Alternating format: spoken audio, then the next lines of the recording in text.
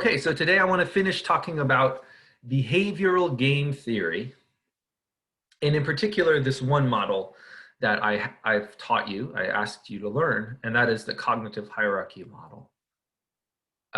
It is one of the things mentioned by Colin Kammerer in his summary of the progress that has been made in behavioral game theory.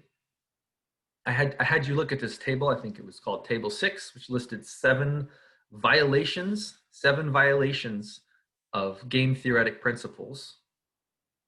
And I asked you to write about one of them in your reading response. Hopefully you did that. Does anybody want to share with me which one they chose to write about? If they came up with any kind of good examples, or they came up with how it might apply. Would you guys choose to write about in your reading response? Uh, I wrote about the overconfidence about outcomes. Overconfidence. Okay. Yeah, So and so the game. Let's talk about the game theory principle. Is that um, you that everyone sort of agrees on the probabilities of something happening, right? yes, Like if we're playing a game of chess, and I know that you're better than me. I know that you have an 80% chance of winning, and I only have a 20% chance of winning. Something like that. The game theory principle is that we should all agree on what these probabilities are, but in reality, it might not be true. Is that what you wrote about, Ibrahim? yeah, and how the overconfidence can affect the realistic outcome and Well, might contradict mutually consistent beliefs. well, sure, certainly it does. Their beliefs aren't consistent. If I think I'm more likely to win the game of chess, and you think you're more likely to win the game of chess, we can't both be right. So yes, Exactly. but more importantly, I think is that it changes our actions. What if our actions depend on our beliefs? Like Yes, we're yeah, betting, and we both think we're going to win the bet. So we take this action, which doesn't make sense according to game theory, because whatever the true probability of us winning, we shouldn't both be willing to sort of make this bet. exactly. I wrote about that too. It affects our actions as well. Good. And so how do you resolve it? This is what the point of the paper. I didn't ask you to read the whole paper. I don't. If you did, great. If you did, great. But if you didn't, I wanted you to sort of focus on a couple of these violations of game theory principles, and say, well, we observe this. That I told you about this quote.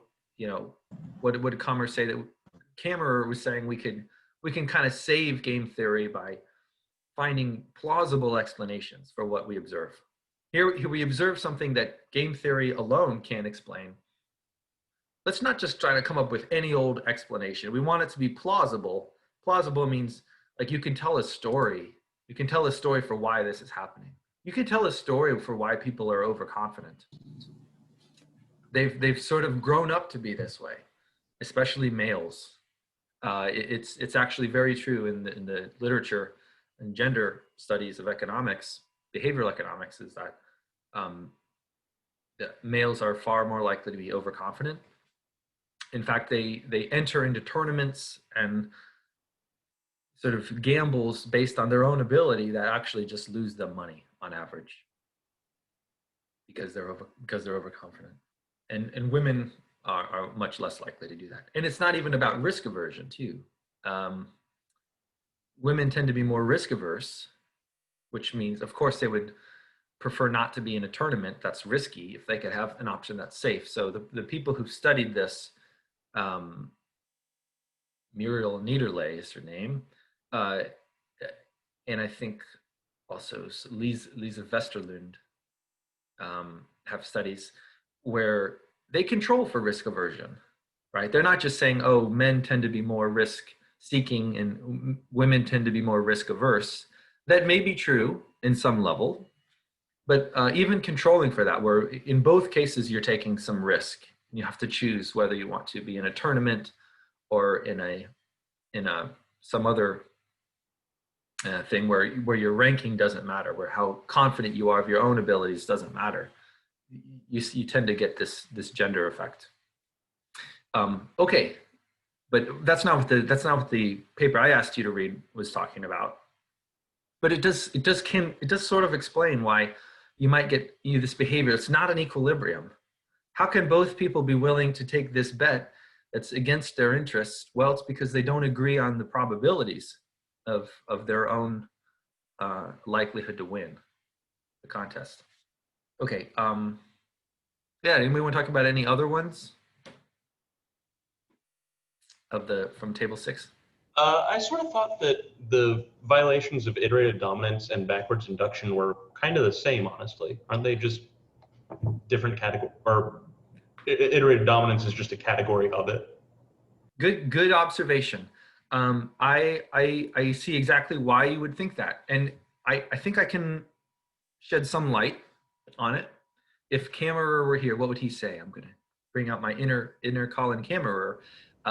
He would talk about the fact that backwards induction is inherently a sequential action where you are there has to be turn taking. I'm not just thinking about now. I'm thinking about after now what happens, and after that what happens, and after that what happens.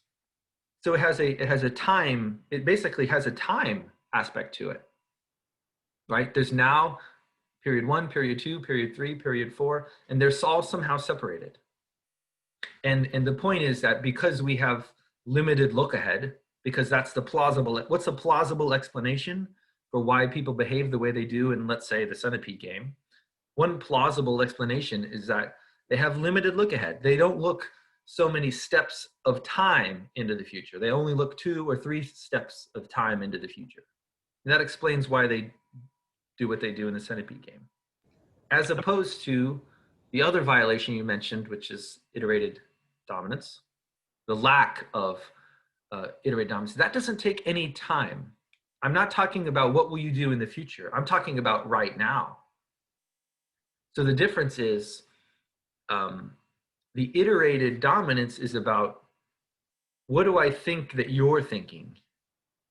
Not what do I think you're going to do in the future. That's backwards induction. Iterated dominance is what do I think that you're thinking right now? So I think it is slightly different, even though they're very similar. You picked up on the similarity, and that's great because I think they are very similar. But the iterated dominance is about the beauty contest game, because in the beauty contest game, it's not like I'm going to play it once and see what you do, and then you'll play it and see what I do, and we all get to like play it many times in the future and learn about what's happening, and then you know, because we're limited, we don't go all the way to the end. We only go 2 or 3 steps from the end. That's not what's happening in the beauty contest game. It's I'm only doing certain steps of thinking about what you definitely won't choose. You definitely won't choose if it's let's use the original one, 0 to 100 and 2/3. You guys remember this is the beauty contest game that gets talked about the most. It was the newspapers did it with thousands of people, so they have a lot of data over this. What happens when you choose? You're trying to guess 2/3 the average of a number between 0 and 100. Well, this is a game of what's the game theory principle that's being violated here? It's not backwards induction. In fact, there is no backwards induction in this game. It only happens once. You're not separated by time like the centipede game. The beauty contest game is a one-shot game. You play it once. What's the violation is the lack of iterated elimination of dominated strategies. And I talked about that briefly. I had you play. I had 2 volunteers. I forget who the 2 volunteers were, but we played this game where somebody was choosing A, B, or C. Somebody else was choosing X, Y, or Z. And there were some strategies that were so bad that no one would ever choose them. And the game theory principle is that, well, if you know no one's going to choose this strategy, just ignore it. Just eliminate it from the set of possible things someone could choose. It turns out this is a very strong predictive tool to say, if I can eliminate strategies that I know no one's going to choose, And in fact, I do this repeatedly. Just repeatedly eliminate strategies I know no one's going to choose. I will get a finer prediction of what people will actually play. The beauty contest game shows us that that doesn't happen. People don't eliminate all of the strategies except for zero, because that's what you would do if you were using this principle. You would say the only strategy that makes sense in the beauty contest game is zero. In actuality, people don't play zero. People play, on average, I would say the L2 strategy is the winner, and I'm sorry, is the median, and then L3 is the winner. That's what I would play, is the L3 strategy. Unless I thought for some reason people were going to be more strategic than average, and then I would play L4 or L5, something around that line. Okay, so it's a subtle difference. Did I explain it, Peter? Think of it as the point was that I get that iterated dominance and backwards induction are different, but the systematic violation seems the same in that it's just limited logical look ahead, whether that look ahead is through iterated dominance or through starting at the end and going through each person's best move. I see. Yeah, you're saying that the psychological process is the same. Yeah. How many steps am I really going to think is going to happen here? Exactly. Even though in one case it's how many steps of future moves am I thinking about? And then the other one, it's how many steps of other people's rationality am I thinking of? I agree. They're not the same thing, but they are very, very similar. And you would kind of expect the same people to do the same thing. You know, if you're L1 or L2 according to the cognitive hierarchy model, you guys should know what that means. I ask you this homework. If you haven't done the homework yet, that's okay. You still have time to do it. Anytime today is fine to turn in this homework. But I ask you about what would an L1 player do? I give you a beauty contest game, and I say, what would an L1 player do? Remember, when you do this, L1 is not random. L1 doesn't just take everyone, sorry, L1 doesn't just behave like as an average person. So for example, let me tell you something about the homework if you haven't done it yet. I ask you, I think between 0 and 100, you shouldn't think L1 is 50. I saw some people answering this that they thought the L1 player would choose 50. That's not right. Yes, 50 is 1/2 of 100, but an L1 player doesn't choose 1/2 of the maximum of the range. That would only make sense if they thought everyone was going to choose the maximum. And I want you to remember, an L1 player chooses a best response to random players. Okay? So random players, on average, are going to choose 50. An L1 player wouldn't choose 50. They actually think that's what everyone else is going to do on average. So you have to think, what's the best response to 50? Okay? And then L2 is one more step after that. If I asked about L3, you could have answered that too, but I just stopped. And then I asked you these things about the game of chicken. The game of chicken is, it's not a repeated game. It doesn't have a sequence like the centipede game. It's once again, well, it's like the beauty contest game. It has a simultaneous decision to fight or accommodate. And of course, if both players fight, that's the bad outcome. That's the worst thing for them. If both players accommodate, it's sort of all right, not really good or bad. What they really want to do is to fight while the other player accommodates, then they get a lot of money. This is equivalent to the game of chicken, where you have like two people driving towards each other as fast as they can, and whoever swerves is the chicken, whoever swerves first. Anyways, that's why it's called chicken. But I asked you to think about what would an L1 player do. And as a reminder, the L1 player chooses the best response to the other player choosing randomly. So what should you do for this problem? You should think about, well, if the other player is choosing randomly, that means half the time they'll choose fight, half the time they'll choose accommodate. The L1 player should think about, well, how much money would I earn on average if I fight, knowing that I'll get half the time the other player will fight, half the time the other player will accommodate. Think about that number and compare it to how much money would I get if I accommodate? Thinking when I expect the other person to choose randomly between fight and accommodate. Those are just numbers. Those are just values. It's really an expected value you have to calculate here. And the L1, the answer is pick the strategy that gives you the highest expected payoff. Do that for L1. And then once you found that for L1, it's simple to answer the L2, which is the final question I asked. I really admit some people. In the L2, I'll ask you,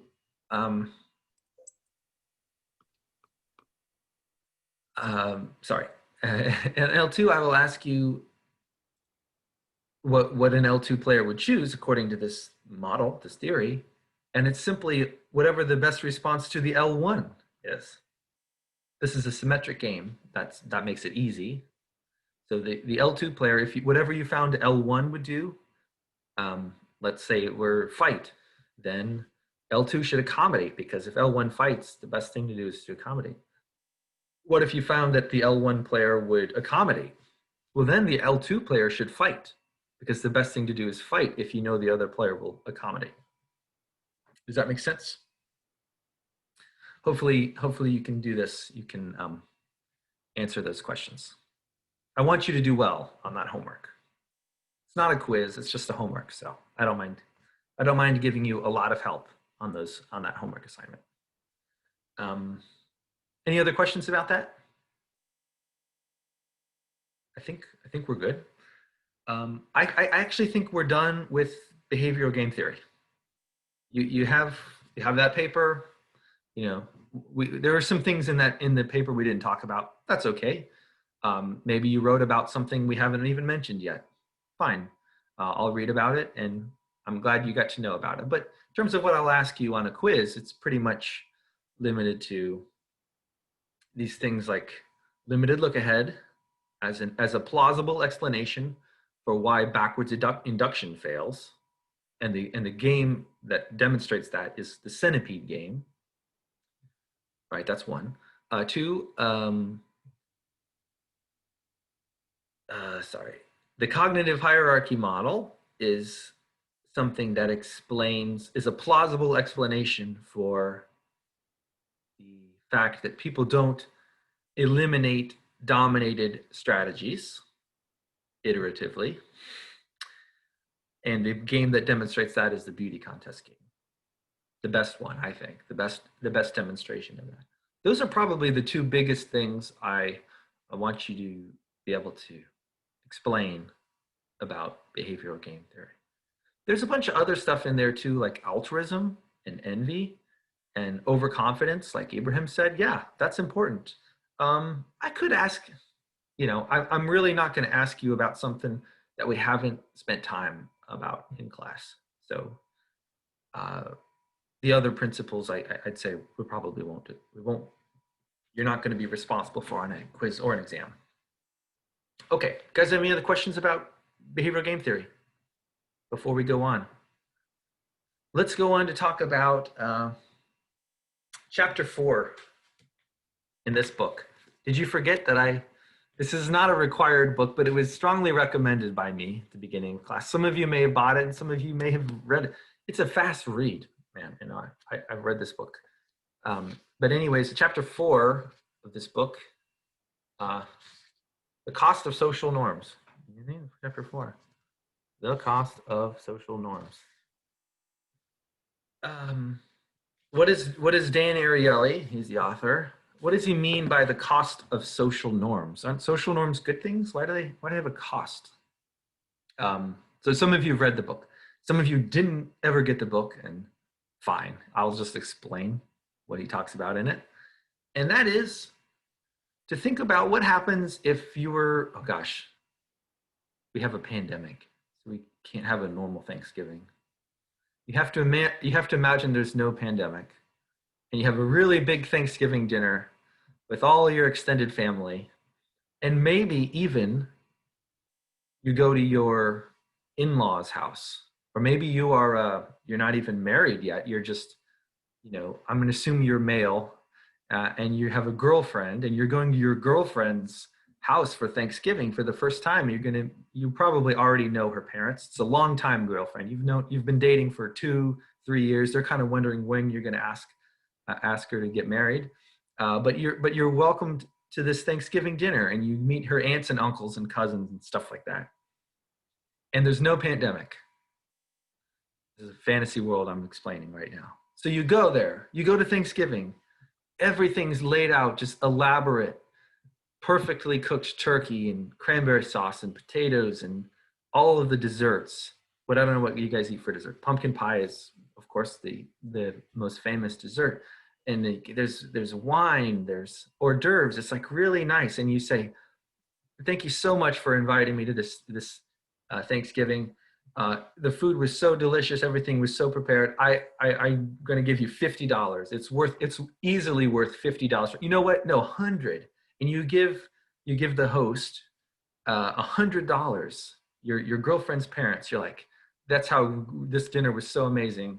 Here's $100 for the dinner. Thanks very much." Would that be a smart thing to do? To pay for Thanksgiving dinner? No. It would not. It would be pretty stupid. Why not? If it was that good of a dinner, why not just pay for it? Like, you give me something, which is a great meal, I'll give you something back. Why is that inappropriate? Because money is dirty. Is it really though?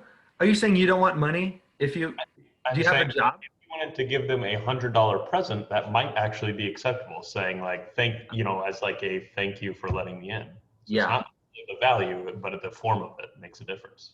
Okay. I think the idea might also be that in the future, you'll pay them back through your own deeds and stuff. So like if you were to pay for something, I think like now we don't think about it, but that would be like, oh, that's the end of this relationship that I'm going to have with this person versus Right. like, I'll pay it forward in the future. Yeah, both of you gave good answers. And for this class, I want to start using this terminology that there's a social norm here of sharing and welcoming and generosity, and you would be violating this social norm if you accepted this generous welcoming into this family with the Thanksgiving dinner. If you acted like you thought of it as just something you pay for, that's violating the social norm. And why is it so obviously wrong to do that? It's because we are all very much aware of markets and market norms. And in the world of market norms, this is a normal thing to do. Somebody gives you something, you have to pay for it. In fact, you have to pay for it right there. It's immediate, this transaction.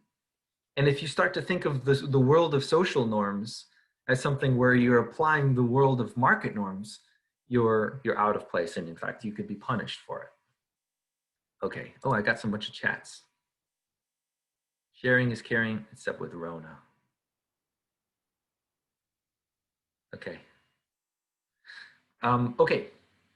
So let's be a little bit more specific about what Dan Ariely means in chapter 4 about the cost of social norms. Is that the cost is that we're expected to follow these social norms, and if somehow they're violated, it could come back to hurt us. And in fact, our motivations for why we do what we do really depends on which of these norms are activated, which of these sets of norms. So let me argue using what? Using my lecture notes. Slideshow, come on, slideshow, current slide. That we live in a world where there's social norms and market norms simultaneously. But in each situation, only one can prevail. We shouldn't let them mix. It's like, I don't know, oil and water. I don't know. What are two things that don't mix very well? Don't. We don't have to be told this. We don't have to be told, hey, don't act like it's a market norm when you're actually in a social norm. And in fact, the reason behavioral economics cares about this sort of things is that it's a way to explain behavior that otherwise would be hard for standard economics to explain. It's another plausible explanation that we take off the tool shelf to say, hey, what's really going on here? It's the various application of different norms in different situations activates different motivations and therefore different behavior. Remember, economics is mostly about behavior, explaining why people behave the way they do. Okay, so what are some descriptions of social norms? They're warm and fuzzy. You don't define them so precisely. It's not something like you can write out in a rule book to explain exactly how you should behave in each social norm. It's a feeling thing. It's a fuzzy thing. And in particular, instant payback is not required for a favor. The favor makes itself, the favor itself makes both parties satisfied. Actually, you could imagine this, right? Your future in-laws that you're actually enjoy making this food for you and sharing it with you. It's not something they did because they wanted money out of it. That's a way to characterize social norms. On the other hand, market norms characterized by very precise, well-defined amounts and transactions like wages. Why do you work? Most people work to get money. If you're lucky, if you find a job that you just are passionate about and you would do even if it were free, that's great. Some people might find jobs like that. But most people are working because they expect a wage. They expect to be compensated. There are prices. You buy something, you have to pay for it. Rents, interest rates, etc. I don't think we should fool ourselves into thinking that, market norms are evil. Social norms are good and market norms are evil. I don't think that's true. I think there's a perspective in economics that the sort of trade that happens within this world of market norms is beneficial to both parties. You can pretty much guarantee that, can't you? Sorry, let me just block my face a little bit. In the world of market norms, if you have two people who engage in some kind of trade, I give you this, you give me this. It could be money. You buy something and you spend $10 on it, but you got this thing, a watch. You buy a watch a watch happened to be right here. So I was like, yeah, that's the first thing I thought of. I think actually this was more than 10, it's maybe $20. It's kind of a cheap wristwatch, but $20, $30, something like that. That trade was beneficial for both parties. I got a stopwatch out of it, and whoever received the money made a little profit from it. But that's sort of a guarantee in market norms, is that both people are being compensated, and therefore they're better off. They could have chosen not to engage in the trade, but they chose to. Whereas social norms, you could imagine somebody who's like feeling pressure to do something they don't really want to do. It could be, like you didn't really want to go to this Thanksgiving dinner, but you felt like you had to, because if you didn't, there would be some, your girlfriend would start to wonder if you're really serious about the relationship, and there will be all these commitment issues that come up. And so you like feel pressured, like I have to go to Thanksgiving now. So in that ways, you could think of the market norms as being the good ones, because you never feel pressure to buy something. If you want to buy it, buy it. If you don't want to, don't. But social norms where you're expected to give and you're expected to behave in a certain way, you might feel actually very uncomfortable about this. Okay, so my point is they're just different. They're different sets of norms. Okay, let's go on. Dan Ariely has done some experiments about this, and I want to, if you read chapter 4 of the book, you already know the answers to all of these questions, but let me explain to those who haven't. They asked for volunteers to sit at a computer with a mouse, and a circle would appear on the screen, just a circle, filled in circle. They would have to take the mouse, drag the cursor over to the circle, click on it, and then drag the circle into a little area of the screen, a little square. That's all you had to do. And for 5 minutes, and once you did it, once you dragged the circle, a new one would appear. Okay? And then they just asked for volunteers to do this. It was boring.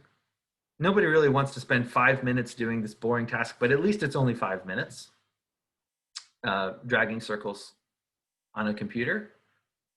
Here are the treatments. In experiment 1, there were 3 different treatments. Some people, so in every case, people were asked first if they would volunteer. If they said yes, okay. Once they found out about this experiment, then some were told, okay, you will receive a $5 payment for doing this. That was treatment A. Now treatment B, they had, okay, you will receive 50 cents, a 50-cent payment for doing this. And in treatment C, they didn't get anything. They didn't get any payment. Okay, so on all of the, so this is the pyramid. They knew they were going to receive this money before they dragged the circles. Okay. Question is, which group do you think dragged the most circles? I would love someone to answer who doesn't already know the answer from reading it. Who worked the hardest? And by the way, you can't say that there's selection going on here where like some people chose to be in the $5 group and other people chose to be in the 0 payment group. They didn't know which group they were going to be in. They just sort of randomly appeared and volunteered to do this exercise. Does anybody have any guesses? Who do you think dragged, so the measurement now is who dragged the most circles in the 5 minutes? The $5, the 50 cents, or the 0? The people that receive $5. You think the people who received $5 dragged the most circles? Okay. Yeah, Do you mind if I ask why? oh yeah, because they got paid the most, so they had the highest incentive to do it. Okay, let me just, that's good. Let me remind you though, that they got paid regardless of how many circles they dragged. Even if they dragged 0 circles. They sat there for 5 minutes just looking at a computer. Maybe they dragged 1 circle and that's it. They still got their $5. But your hypothesis is that because they were paid the most, that would influence their incentive to work and they would do the most. Okay, that's reasonable. What about who worked the least? Who dragged the fewest circles? What would you guys guess? Or does someone disagree with Amina?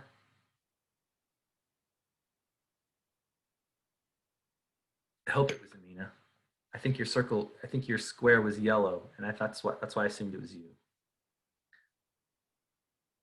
No other guesses? I'll just show you the results if nobody has any other guesses. Oh, here's a chat. The ones without payment worked the hardest is what Sierra thinks. Ooh, interesting. Remember now, this is a lecture about norms. What was the very first thing the experimenters did? They asked you for a favor, didn't they? They said, hey, I'm doing this experiment right now. Would you volunteer to do this experiment for $5? Sorry, 5 minutes. 5 minutes. Peter thinks it's the same among all groups. Okay, reasonable thing to believe. But everyone who's volunteering is doing it at least a little bit just as a favor, wouldn't you say? And that's a social norm, isn't it? When you do a favor for someone, that's you're operating in the world of social norms. You think, well, it's the nice thing to do. They're asking me, I can do this for nice. What happens with in 2 of the 3 groups? They start talking about money now. And your brain, it actually can't operate in both worlds at once, the social norms and the market norms. It can only switch. Once you hear $5 as a payment or 50 cents as a payment, your brain switches to, okay, now actually I'm operating in the world of market norms. So let's see what happens. Let's see what happens.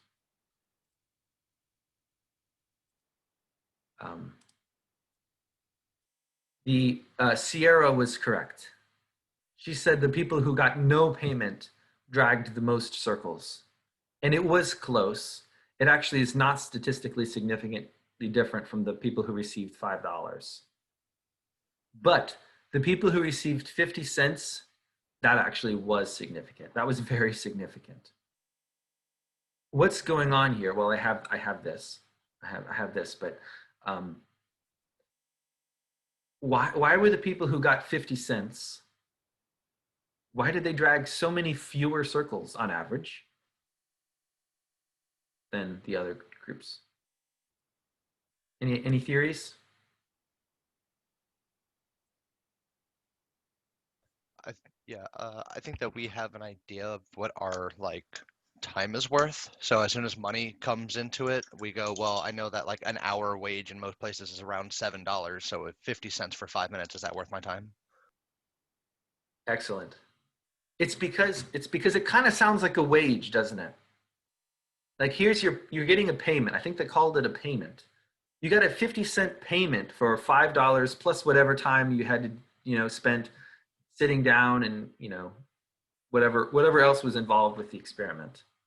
I'm sure it wasn't just 5 minutes. There was 5 minutes of circle dragging, but there was also some explanation. Let's say it's 10 minutes total or 15 minutes total. Only getting 50 cents, if you start thinking of it as a wage, and this is what Fergus said, and I totally agree, it's a pretty lousy wage. A 50-cent wage is almost an insult to say that's how little your time is worth.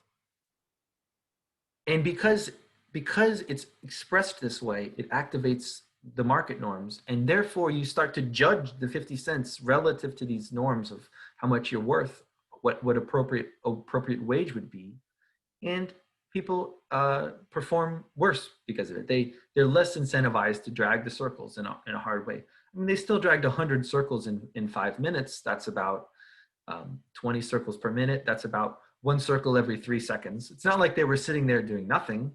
They were still dragging one circle every 3 seconds, but they just weren't working nearly as hard as the other people who dragged many more circles.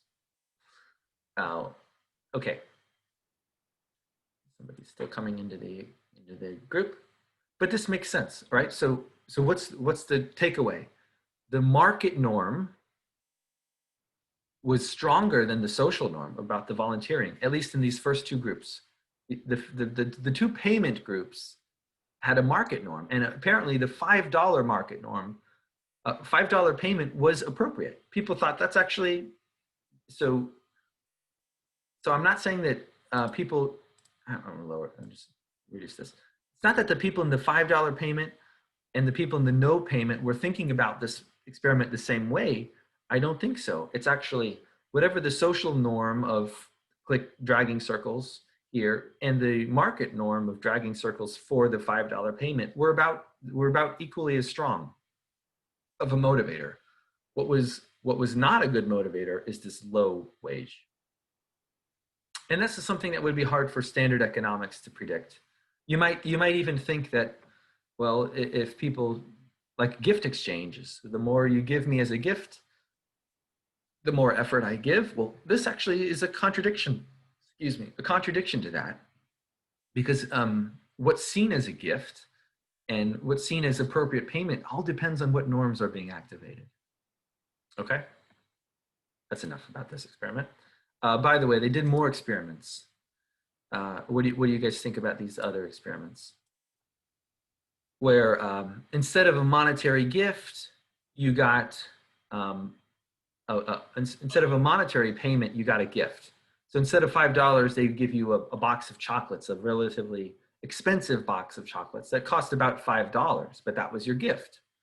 And then in the other one, instead of 50 cents, you got a Snickers bar that was only cost about 50 cents.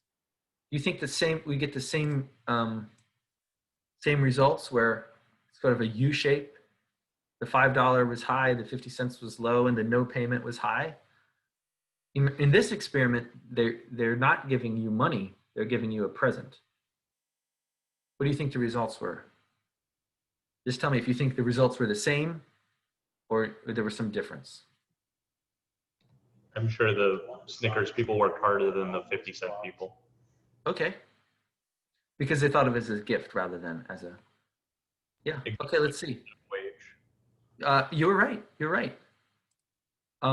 So their circle dragging wasn't as nearly as depressed as it was before. If they thought of this as just like, oh, it's free Snickers. Okay, I'll take it.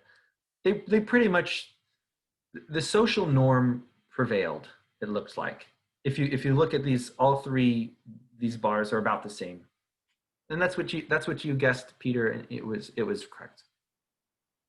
I mean, what does this show us? That you can give people gifts and still preserve the social norm of, you're doing me a favor, I'm doing you a favor. It's something special about money that activates the market, because we're used to transacting in money in markets. Okay. By the way, they did another experiment where once again, they gave you a box of chocolates, but they told you exactly how much the box of chocolates cost. Or they gave you a Snickers bar, but they told you exactly how much the Snickers bar cost. And if you look at it, this looks more similar to the results from experiment 1, not experiment 2. Isn't that weird? So it actually, you don't even have to give people money. You can you give someone a present, but tell them how much it cost, and it still feels like it's a market transaction. In other words, like if you show up, somebody said this, I think it was you, Peter, who said you could show up at your in-laws' house for Thanksgiving and give them a present, and that would be okay. You shouldn't take your wallet out and give them cash. That's just weird. But if you give them a present, it's okay. But what this third experiment says is that you should take the price tag off.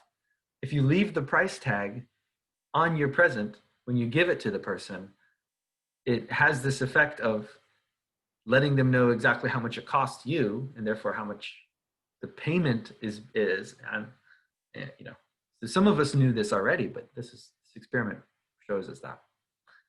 He also did one with trucks. I always thought this was funny. I read about this in his book. Like it's all fake, but he has a moving truck, and he parks it on the side of the road. And he has a bunch of heavy stuff inside the truck. And as people walk by, he asks them, hey, would you help us? I just like him unloading into his office or something. Hey, can you help me unload this truck into my office? And he sees how many people say yes. And whatever it is, there's some fraction of people say yes and some no. I think actually less than half the people say yes. And most people say no, but it's close. That's the baseline. The control. The treatment group are people who he says offers them a little bit of money, like, hey, I need to unload this truck. Would you help me unload this truck for $1? Like for $1. It's the same question. Would you help me unload this truck? But I added one phrase to it, which is for $1. If you add that phrase, fewer people will help you. Isn't that weird? And this is actually like before they've decided whether or not to do it. Remember, because of the circle dragging experiment, we're only looking at people who volunteered to participate, and then we give them these 3 treatments. This is, I'm standing by a truck and I'm asking to see if people will be nice and help me unload. I wish that they made it real, but they didn't, because then they would just unload the truck and load it again, unload it, so just to repeat this experiment. And I sort of feel bad for the people who actually worked on something that wasn't doing anything. Anyways, I don't know if this experiment would pass the IRB standards of modern IRBs, because it's deception. There's a little bit of deception there. Anyways, yeah, how can you explain that? It's because if you don't say for $1, if you just say, would you help me unload the truck? That's a social norm of helping somebody who needs to be helped. But if you say for $1, then people are thinking, okay, this is like a market where I'm being asked to work for $1 for something that's, do you guys agree? Can anybody admit that they'd be the type of person who would help if someone asked them to unload the truck, but wouldn't help if somebody said, would you help unload the truck for $1? Some of us are that type of people. Definitely. You're one of those type of people, Peter? Yeah. You would reject the low wage. Remember, it's not explicitly a wage. There's no contract being written. Say, okay, you will help me. It's really just adding this monetary aspect to it. It replaces the social norm with the market norm. That's why I had the word Trump in here. I think these slides are actually old, perhaps even before Trump became president, and I had the word Trump, I never changed it. I don't know if that's inappropriate. But don't think of it that way. The meaning is stronger than it replaces the social norm. Okay. And then my question was, I'm going slow here. I should go faster. Do you guys care about this when you are thinking about your employment? A lot of you are going to graduate. You're going to go to the real world and try to get a job with your economics degree from VCU. A lot of places now, at least so I've been told, chat is not responding. It says the box just won't leave the screen. Uh-oh. Uh-oh. You guys still there? I gotta. Yeah, we can still hear and see Oh, you. okay. I thought my computer was crashing, but luckily I hope it's not. For example, Google is a company that tries to hire people, and they have this ethos of not making it about money. Like, why do you work at Google? It's not because they pay you a lot of money. They try to give you all these other benefits and make you feel like you're part of this community, like lunches. They give you all these gourmet lunches. They give you ping pong tables and video games, and they arcade games for free, and just they try to make it like a fun place to be.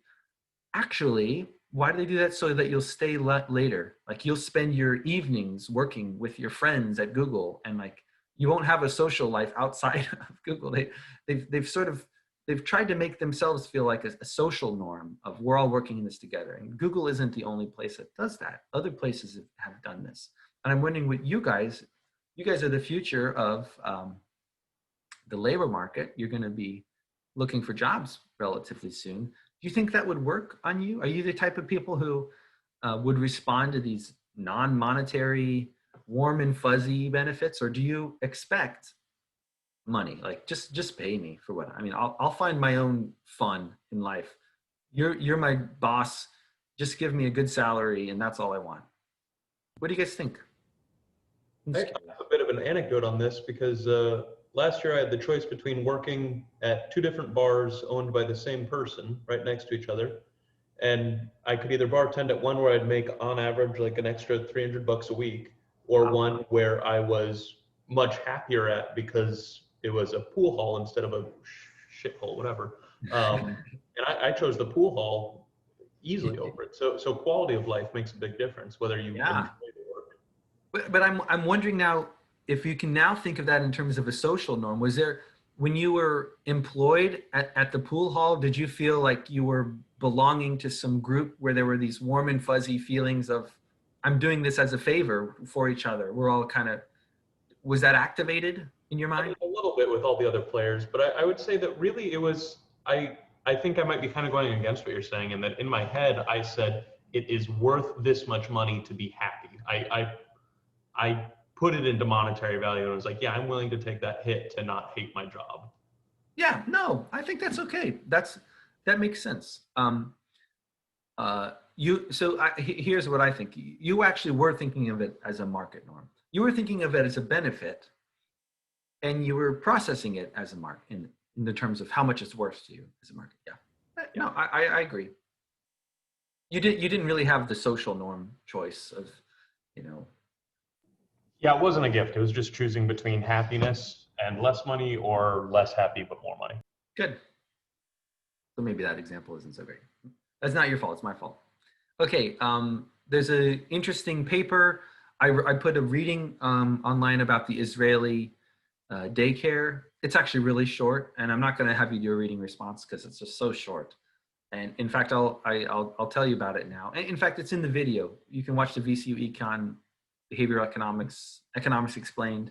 I have a video about market norms and social norms, and I talk about this example. But I'll still talk about it now. There'll be 3 different ways you get this. 4, really. The 4 ways are the reading, the slides, this video right now, this lecture, and the other video. What did they do in this paper by Yuri Gnezi and Aldo Rostakini? They got some data from an Israeli daycare that was having a problem with people coming too late. Whatever the end of the day was, let's say 5 o'clock, the workers at the daycare wanted to go home to their own families. So at 5 o'clock, if people hadn't come to pick up their kids yet, they had to stay. You're not allowed to just leave a kid by themselves. There were laws about, the workers have to stay until the kids get picked up. And what was happening is more and more people were late They pick up their kids, and they have their jobs, and maybe it's it's 4:55, and you're like running late to get your kid, and you're thinking, well, how fast do I need to get back to pick up my kid? And you can always find reasons to say, well, I still have to finish this email. I know it's 4:55. I'm already going to be late. Let me just finish this email, and then I'll go pick up my kid. So what did the daycare do? They said, well, we're going to charge a fine. And in fact, it's a per minute fine, I believe. Every minute late you are, we're going to make you pay extra. So 5 o'clock is still the deadline when you have to pick up your kid. But if you're 10 minutes late, then you pay an extra, $2 per minute. That'll be an extra $20 just for that day. If you're 30 minutes late, you have to pay $2. You have to pay $60 for that half hour. Whatever it was, I don't remember the exact rate. What happened with this fine? You think more people were late, or fewer people were late? I think I say here. More people were late because they could just treat it as a cost instead of. Exactly. So how do we explain that with this, in the context of this chapter of the book? The reason you come and pick your kid up on time isn't just because of the money. It's because it's the right thing to do. You're supposed to pick the kid up by 5 o'clock. If they start to charge you for being late, you no longer think, well, it's a social thing, a social norm, or I'm expected to behave this way. You think, well, that's the price. There's a transaction here, and if it's worth it for me to be late, I'll just do it. You stop thinking about the person on the other side, and you only think about what's in it for me, the price. And that's exactly what happened. The real interesting thing about this paper was that once they said, okay, this isn't working, we're going to take away the fine. The fine had the exact opposite effect that we wanted. More people are coming late. Okay, so let's take the fine away. What did they find? People didn't go back to being how they were. It was too late. The cat was out of the bag. Quote Kramer from Seinfeld.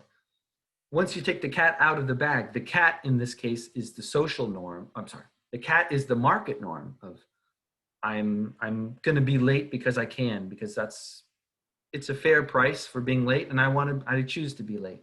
Once you start thinking of it as a market norm, then they said, okay, we're going to take the fine away. Then the price becomes zero. You think, oh, they just made it so that, before I was thinking, what's the price of being late? Now the price is zero. You're still thinking of it as a price. Look at the title of this slide, The Persistence of Market Norms. In other words, the two sets of norms are not equal. Social norms and market norms are not equal. The market norms are usually stronger. If they're both present, the market norms will win. And the market norms will be more persistent than the social norms. Even when you try to take them away, you say, no, I want to go back to how it was before. I want us to have a social norm of coming to pick up your kid on time. Nope, it's too late. Once you've established a market norm, people will use those prices. Say, oh, your price is now zero. Man, that's great. It's free now to let my kid stay later. Okay. This is the last experiment I want to talk about from this chapter. So that's good since we only have 15 minutes left. This could be, we'll spend 15 minutes talking about this probably. In fact, I used to have you do a whole reading about it, but because we're going to have a quiz on Wednesday, I don't want to. I don't want to give you a reading response and a quiz. So here is the paper. These two economists, Armin Falk, Nora Scheck, they found a laboratory in Germany. I think they're associated with, I forget the name of the, it's not like a university like we have here. They have research institutes in Germany that aren't necessarily associated with college and teaching people. But the economists were affiliated with this group of biology researchers who were doing an experiment on mice. And what you do in these biology experiments is you breed a lot of mice, and some of them have this particular genetic marker that you need, and they are the ones you're going to use for this experiment. And how about the other ones? Well, some of them just by chance are useless to you, and as a researcher, you can't do anything with these mice. And what happens is that it's not worth it to save the life of these mice. The research group doesn't have the money budgeted to save the mice, and so actually they become euthanized. They're killed. So these mice were scheduled to be killed, right? The economists are not the ones that are like, hey, let's go kill some mice. On the contrary, they found the situation where mice were scheduled to be killed because they didn't have this particular genetic property that was required for the study. So here's what they did. They said, we're going to bring in people, just volunteers, real human people, and say, you have the opportunity to save the life of a mouse. All you have to, and they forced them to watch this video of how the mice will be killed, which seems cruel, not only to the mice, of course, but to the humans, to say, we want you to know exactly what's going to happen to this mice. If you choose not to save the mouse, there will be euthanized exactly in this way. However, if you want to, you can save the mice. You don't get to keep the mouse. You don't get to go home with a pet mouse. That's not what's going to happen. They will be saved in the laboratory to live the rest of their life out.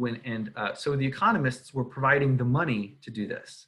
The economic research money was to say, we're either going to pay our subjects because, so we're going to give our subjects the following choice. You get to keep 10 euro, which is actually more than $10. It's something like, what, $15, $20? I don't know what the exchange rate was in 2013, but a euro is worth more than $1. Or you could save the mouse. And the mice will live the rest of its life in the lab. The economists would pay for that, whatever the mouse will live. What would you guys do in this case? Let's call it $10. Would you take the $10 for free? Like, here's $10.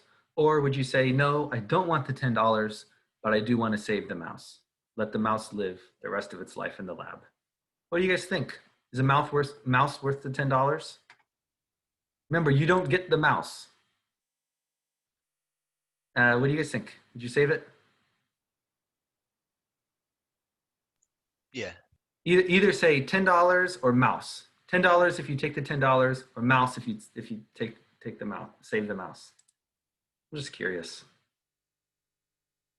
Anybody want to chat? Put in the chat. Oh, $10. Sierra would take the $10. Honest. Hey, you can buy a lot with $10. I'll go with mouse. Go with the mouse. Okay. Anybody else? So we get some of both, right? And what does economics say about this? Well, it's kind of a bizarre thing because these mouse were already on destined to be euthanized. It's not like you're killing the mouse, but you do have this opportunity to save it, and some people will choose it, some people won't. That's not the experiment. That's just one treatment. This is the baseline treatment. Here's what Falk and Scheck did. They said, okay, once we got this data, we know how many people choose to save the mouse and how many don't. It's actually about 50-50. About 50-50, I think. Actually, I think slightly more people choose to save the mouse than to get the 10 euro. But here's what they did. They put people in groups. So now there isn't just one person, there's two people. And one person, basically, they bargain for a price. And if a price is agreed upon, then they split whatever the money. So think of it this way: the mouse can be sold. It's like it's worth $20. 20 euro. And if I sell it for a price, we can split the $20. Okay, so if we want to, we could split it even. We could get 10 and 10, or maybe I'm holding out a little bit and I want 15. Okay, fine. You get 5 euro, I get 15.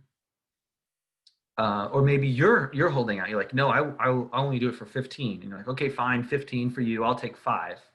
But anyways, this 20 euro is being split between two people. And if it's split, if they agree and they say, yes, we want to do this, then the mouse will die. But if not, if either one of these two people say, no, I refuse to participate in this, then the mouse will live. And neither the person gets money, but the mouse will live. The question is, what happens when you have two people bargaining over how to split $20? And if they do split it, the mouse dies. Does that cause them, do more mouse die in the market treatment or in the individual treatment? More mouse die in the market treatment or in the individual treatment? What do you think?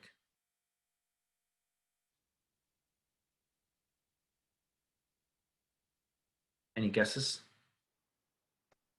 I feel like people might feel less responsible for killing the mouse if they're not the sole person doing it. But I also think people might use, like, I could also see people being more likely to want to, like, there's also another thing that's going on where people understand that they can get more money than $10. Is that, or like, I definitely think more mice will die, but I also think more people, or people will be able to use another person's like conscience against them a little bit. Okay. But I'm going to go with what you said, which is that more mice will die in the market treatment as your hypothesis. And who is talking? I'm sorry. Okay. Sometimes it's Michael. Michael's talking. Okay. Yeah. Does anyone agree or disagree with Michael? He says more mice will die in the market treatment. I generally agree with Michael. Okay. However, we should point out that in the market treatment, it only takes one of the two people to say, I want to, like, imagine people are, PETA, the people for the ethical treatment of animals. If either one of those two people is like a card-carrying member of PETA, then the mouse is going to live. It almost seems like the mouse has more chances to live in the market because if either one of those two people says, I want to save the mouse, then it will happen. It actually takes. Go ahead. I also think that there are a lot of people like myself who would save the mouse, but if somebody else were like wanted the money, I don't think like I'm that attached to the mouse where I would be like, oh, my personal like desire is worth any more than theirs. Okay. Like, I think there's a small percentage of people who are that into like saving the mice that they would go against what the other person wants. Okay, but that's sort of like they're being talked into it, right? They would want to save the mouse, but this other person doesn't want to, and they seem to care a lot, and you're like, okay, fine, let's just kill the mouse. All right, so let's look at the results. Oh yeah, here's a description of the individual treatment. I said $10, mouse killed, or 0, 10 euros, mouse killed. Those are your options. And then they actually had different types of markets. The market I described was just two people. That's called the bilateral double auction market. But they tested other things where like maybe there's 3 buyers and 1 seller, and of course that stuff did matter, sort of who had the power in the market. But I don't really care so much about that. I want to talk about the morals in this market, whether people take a moral stance of, actually, I think we should save the mouse. It's the right thing to do. Okay, so here are some of the other treatments. Remember, I'm mostly interested in this bilateral where there's just two people bargaining. Okay, here it is. Here's the fraction of mice killed in each treatment. In the individual treatment, over half the time the mouse was saved. It died up, it was killed in the high 40% range of the time. In these two markets, it actually didn't matter so much if it was bilateral. Bilateral just means 1v1 or bargaining. Multilateral just means there's multiple people who are interacting in the market. It really didn't matter so much if it was bilateral or multilateral, but in the vast majority of those cases, the mouse died. What was happening here? Why? I mean, you guys already gave some good explanations. I think that's good.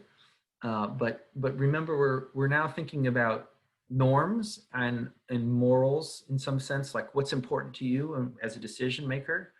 It seems to be affected by what other actors are working with you in terms of a market. And somebody said maybe you don't feel so responsible.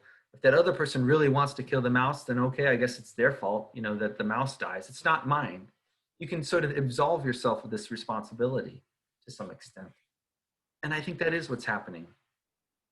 What do you guys think about this experiment? How do you explain this vast difference between, and by the way, these little red bars, you know what those are? Those are the standard errors. The fact that these red bars don't overlap means it's statistically significant, the difference between these treatments. Any comments? You think it's a diffusion of responsibility? Yeah, I do. And then also I have listened to this podcast, which is just has an interesting point that's kind of similar to this. And they were talking about how soldiers, the further you are away from the person you're killing, it's like they have less of a experience less grief afterwards. So Yeah. in olden days when people would stab somebody, it's much harder for somebody to stab another person than to shoot another person, or then to even go further and drop a bomb on somebody. And so, I mean, it's a little different than this, but I think it's kind of the same idea that you're diffusing. That's a more real, more serious, consequential. These are mice which are, scheduled to be euthanized. And what you're talking about is one of the most gravest decisions anyone has to make, and which is about war and fighting. And I can't even imagine that. I can't even imagine that.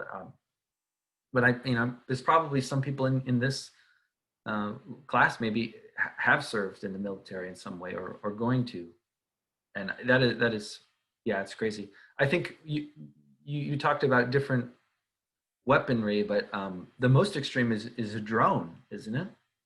You can operate a drone in the United States, and it's actually flying somewhere else across the world. Like that's really separating yourself from what's happening. So that is something really to think about. I appreciate the comment, and I think maybe one more slide on over time. Yeah. One of the conclusions of this paper is that the market itself has a bit of an erosion of your moral values. And here's how they show this. And the black line on the top was about the price of a coupon, where the coupon had no significance at all. It was just something to be bought and sold. And over time, you can tell the price didn't change of the coupon, right? It was just the meaningless way to transfer money from one person to the other. Whereas in the mouse market, the prices did go down. Where this sort of price represents the value of the life of a mouse, it was decreasing over time. It seemed like the more people, each period that went on later and later into this game, they played it 10 times, they sort of felt less and less responsible for the life of the mouse. And so that's another thing that they conclude.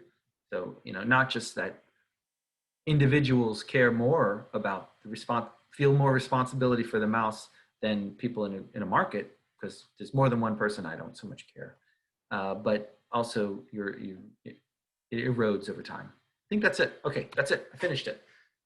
So on Wednesday, let us have a quiz where I think I can ask you about the two models that we've done.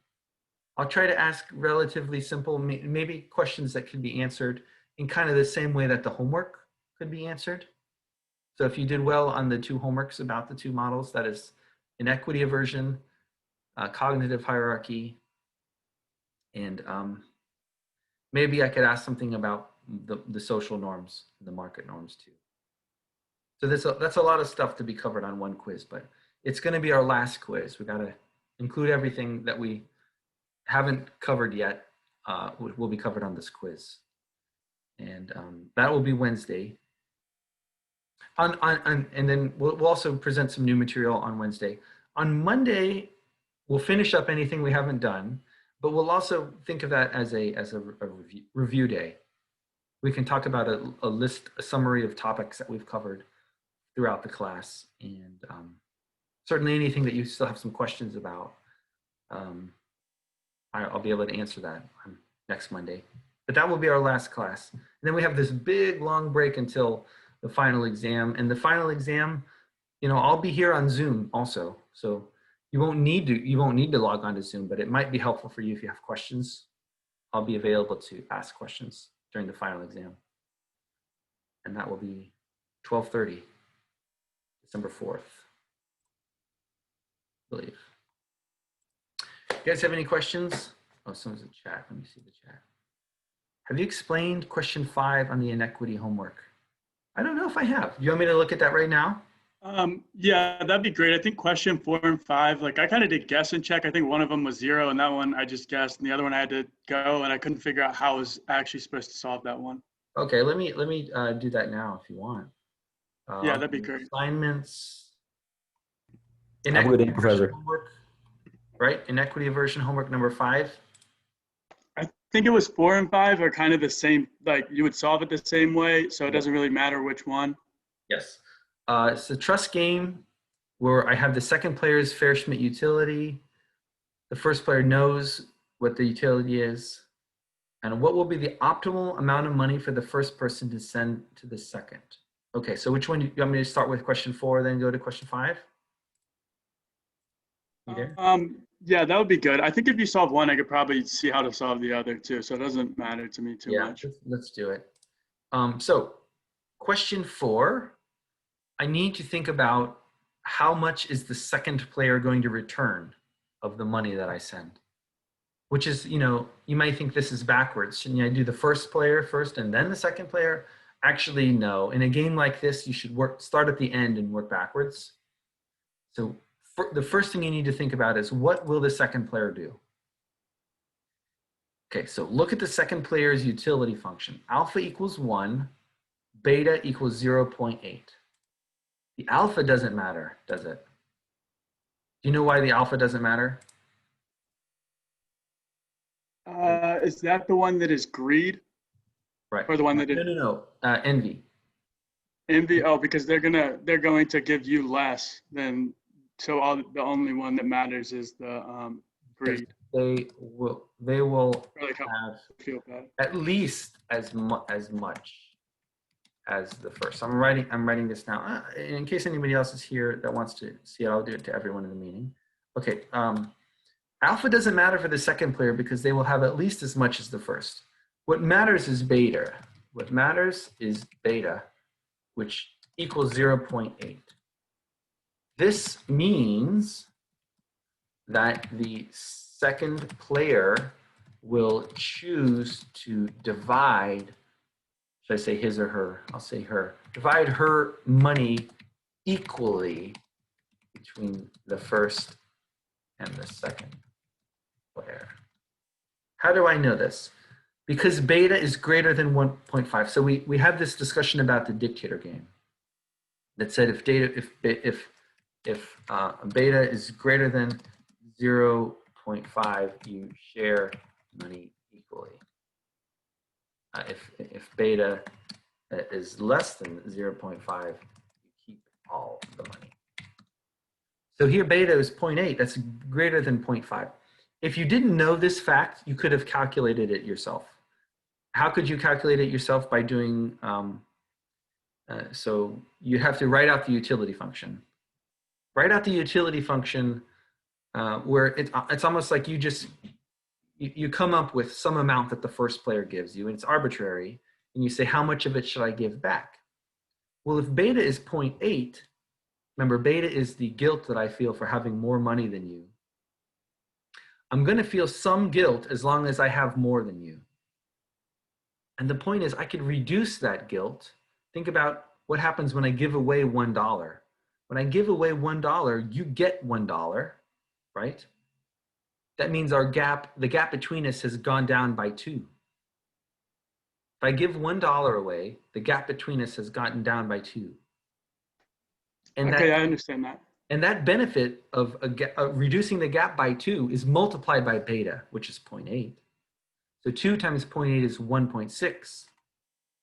Therefore, so right now I'm talking about, here's how you could have gotten this, even if you didn't remember what we said before about beta being above 0.5. Therefore, the second player's utility goes up 1.6 for every dollar given back, and only goes down 1. You understand that statement? The second player's utility goes up 1. Yeah, I do. Okay, so the second player will actually give the money equally. Okay, I think I understand. This was a good explanation. I was trying to do it. I mean, yeah, I just didn't do it this way. But once you've explained it this way, I completely get why. Well, I mean, why I that haven't is. even talked about what the first player would do yet. But now Shouldn't he- that's what we would go to now.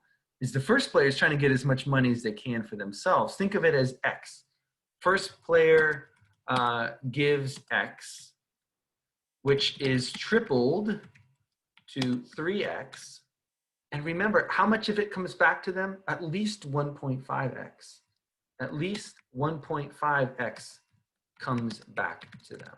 Could actually be more. So, how much should X be? The larger X is, which is the amount that you give, the higher your monetary payoff.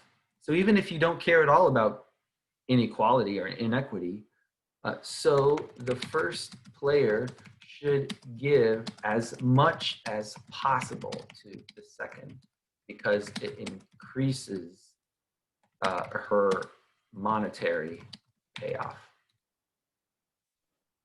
So you had said you might get more back. Would that be if beta was greater than 1? Then you could end up getting more than twice? Remember, actually, beta can't be greater than 1. Oh, okay. But no, that would be some kind of like negative alpha. I don't even know. Okay. But the reason it could be more than that, it's because you start out with 10, right? You should both start out with 10. If one person goes down to 0 by giving 30, that means this person has 40. So they actually give back 20. So you give them 10, they give you back 20. So they can be as much as 2 times or as little as 1.5. It all depends. So you just meant it depends on how like the game is structured, not that player 2 might have have a desire to give more to you than to them. Exactly. It has to do with how much they started out with. Okay. If they both started out with nothing, although the first player can't start out with nothing, but if the second player started out with nothing, then anything you gave would be given back to you at a rate of 1.5. But because the second player also started out with some money, when you give money to them, they're actually even more generous in giving money back to you. I see what you're saying. Yeah, but that's actually not important to the problem. The problem is just about what's the optimal thing for the first player to do. And the answer, oh, I'm still recording. Okay, that's fine. This answer will go, this answer will be added to this video. So the point is that because the Fair-Schmidt utility of the second player indicates that they will return more money back to the first than was given, then the incentive for the first player is to give as much as possible. So if it's greater than 0.5, do that. And if it's less than 0.5, you give 0. And what would you do if it's 0.5? It doesn't matter what you do, or? That's a complicated one, because now what you have is indifference. Indifference is this property where I actually don't care what I do because it gives me the same utility. And therefore, the problem with indifference is that it fails to make a unique prediction. Okay. Anything could happen because I'm indifferent. I might give you back $1. I might give you back $4. I might give you back 3 cents. It's all possible. It just doesn't matter at all to them how much they give back to you. Exactly. But that's only if beta is exactly equal to 0.5. And I won't do that on purpose. You know, if I do that, I made some sort of mistake probably, but and you should ask me about it. But you're not going to try and give us a question. Yeah, I mean, the problem with that sort of question is that it's ambiguous. The answer is ambiguous. It's unclear what will happen. And, you know, in order to answer it, you would have to explain this ambiguity to me, which I'm not saying you're not smart enough to do. You actually are, but it's not exactly what I want you to get out of this whole thing. Out of the course. It's not Yeah. really what I'm asking you to learn. What I'm asking you to learn is how to use the model of inequity aversion to make predictions about situations like the trust game or, the ultimatum game that are a little bit more precise. Okay, and then I just have one more quick question. Okay. So for the homework that was due today, I ended up choosing the one that was the backward induction. Okay. And wouldn't game theory predict what did occur, which was that they said, like, I think it was like 90% of the, whatever trials they were doing, it didn't make it past the first stage. Isn't that what standard game theory would predict as well? Wait, 90% didn't make it past the first stage? I don't think that's right. I mean, I could go back and read it again, but I think I read that, and then they were saying that it was because people didn't even look at the future options because like they weren't willing to like backwards induction, be like you start from the back, and they Okay. were like it was like. Let's take a step back here. Is this the centipede game we're talking about? I don't think they ever specified exactly what style of game it was in the paper. They just mentioned that it was a backwards induction game, and then I think you had to click boxes, they had said, to see the future options. Ooh, okay. Yeah, this is a different game. Well, that's a game we didn't talk about in class. I mean, we can talk about it, just you and me right now, but the one I want you to know for this class is the centipede game. Do you know what that is? Is that the one where we like, yeah, it basically each stop. person would get more, that we did in class for extra credit. Exactly. And each person had the choice of letting the game continue or stopping the game. And in that one, almost everybody continues past the very first round. But the prediction of backwards induction is that everyone would stop the very first round. Okay. The prediction is 100% stop the first round. The reality is 99% continue the first round. That couldn't be further different. So okay, I see what you're saying. You're talking about a game. Oh, I think I remember reading about it. Where they were actually they were actually using, it was kind of clever. They were using a computer to check what people are paying attention to. Yeah, they didn't go into too much detail about the game, but they did say that it was like they were tracking whether they clicked the boxes. And so I was just a little confused because I chose that one and I was like, I found it really interesting that people didn't even click the boxes, but it, like, I guess in my answer, I put it also didn't go against standard game theory because my understanding based on like what that was, they were like 90% it ended in the first round. And I was like, well, that's what, and I was just thinking it was like the centipede game. Yeah. But yeah. I guess it's not. I think what it means to end is different in that game than what it means in the centipede game. In the centipede game, if it ends, it means you are being strategic and expecting the game to end, and you're preemptively ending the game in a sort of very strategic way.